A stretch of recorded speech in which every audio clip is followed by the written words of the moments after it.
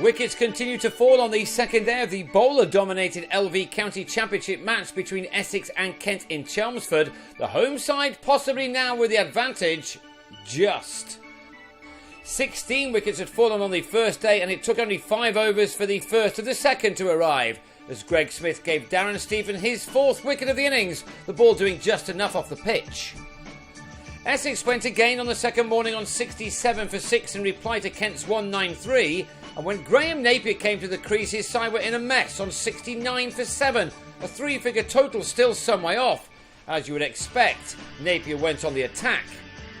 Watching 6 of the wickets to fall from the other end had been Jake Mickleborough, and he remained stoic, becoming the only player to really deal with the conditions for any real period of time. With Napier swinging at one end, the 100 was brought up, as at last we had a partnership of note in this low-scoring affair.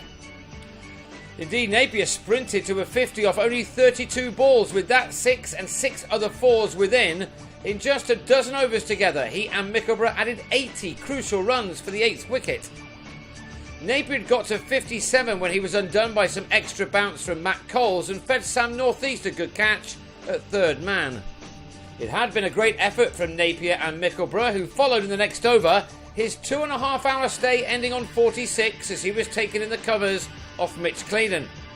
And the innings was all over with a total on 164 when Monty Panesar was all too easily bowled by Coles, who returned to Kent with a 4-wicket haul. So the visitors had a first innings advantage of 29 runs, but the wickets continued to tumble. Joe Denley was out for a duck, not the first man to get himself out in this contest. Daniel Bell-Drummond soon followed as another 6 wickets fell in what was a highly entertaining morning session. Kent moved ahead in the game in advancing their lead to 72 after lunch, only for their captain Rob Key to become the latest batsman to fall foul of James Foster's excellence behind the stumps. David Masters followed that up with another wicket with his next ball, Fabian Cowdrey also nicking off at 49 for 4. It was perhaps obvious that it would be Stevens who would create problems for Essex, as he has done with both bat and ball in this match. He and Sam Northeast began to put their side in charge, as at last the wickets stopped coming for a while. Northeast had to be at his best on a pitch which had given the bowler plenty of encouragement throughout the first day and a half. The batsman did ride his luck at times, as you have to do in such conditions. A number of his boundaries came off the edge of his bat rather than the middle, but he did really well to stick it out and get into a 50 off 79 balls. It had become a fascinating battle now between the Kent's man and the Essex attack. Stevens did use the meat of his bat to send Jesse Ryder down the ground at over the rope, taking this stand to a valuable 62 runs. But next ball, the Kiwi had his revenge as Stevens offered Foster his 4th catch of the innings to depart for 36.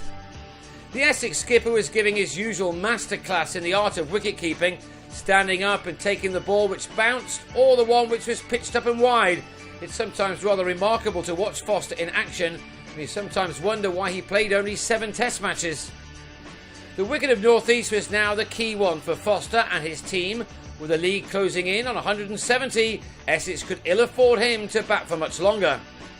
But instead of Northeast, they did get rid of Sam Billings, who pulled Smith to Panesar, who didn't have to move an inch to take the catch. Then the big wicket of Northeast, who, having battled to 77, was LBW to Smith, whose reaction showed one and all how important that moment was in this game. After tea, Kent was soon all out, falling from 143 for 7 to 163, leaving Essex to chase down 193 to win. And after Nick Brown had struck a boundary in the first over, Tom Wesley had his off-stump uprooted by a nip-backer from Ivan Thomas. And then just before the close, with Essex now on top, Brown was brilliantly caught behind by Billings before Claydon also had Mickleborough held by Coles, both batsmen out in the 20s. It means that there is all to play for on what will be the last day. Night watchman Jamie Porter and debutant Dan Lawrence saw out the last 15 minutes, which means that Essex go into the day on 66 for 3, needing a further 127 runs to begin the season with a victory. It could yet be a tense half a day though.